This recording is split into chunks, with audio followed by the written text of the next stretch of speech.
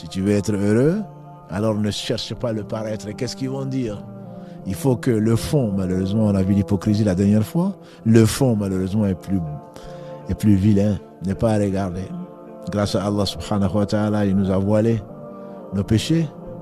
Mais si l'extérieur est meilleur que l'intérieur, les savants disent c'est ça l'hypocrisie. Il ne s'agit pas bien entendu de l'hypocrisie qui fait tomber en enfer, la tête la première, au fin fond de l'enfer comme nous en avons parlé.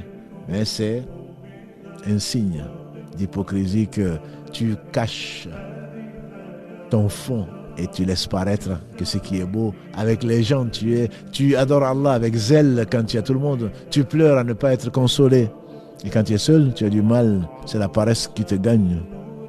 Tu te lèves difficilement, tu te tires difficilement de ton lit. Tu n'arrives même pas à pleurer, bien entendu. Si tu arrives à faire 2 rakas dans la nuit, c'est déjà beaucoup. Quand tu donnes que le reste, comme la plupart des gens. Donc se paraître, c'est comparer, c'est préférer le regard des créatures, que dis-je, le regard de ces pauvres, le regard de ces faibles par rapport au regard d'Allah subhanahu wa ta'ala. Donc tu es fatigué. On comprend pourquoi beaucoup d'entre nous sont fatigués. Beaucoup d'entre nos parents sont fatigués. Beaucoup d'entre nos sœurs, nos frères sont fatigués. Et qu'est-ce qu'ils vont dire? Et on a une garde-robe et on va aller encore en acheter, que dis-je, voire en emprunter. Tout ça pour faire la belle. L'homme, pareil, pour faire le beau. Il va paraître.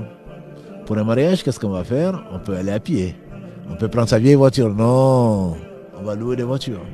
Pourquoi? De paraître. De grandes marques. À combien? Tu aurais mieux fait de nourrir un pauvre. Ou de consoler un orphelin ou une veuve. Le paraître. Prendre des photos. Les mettre sur Instagram, sur Facebook, sur les réseaux sociaux.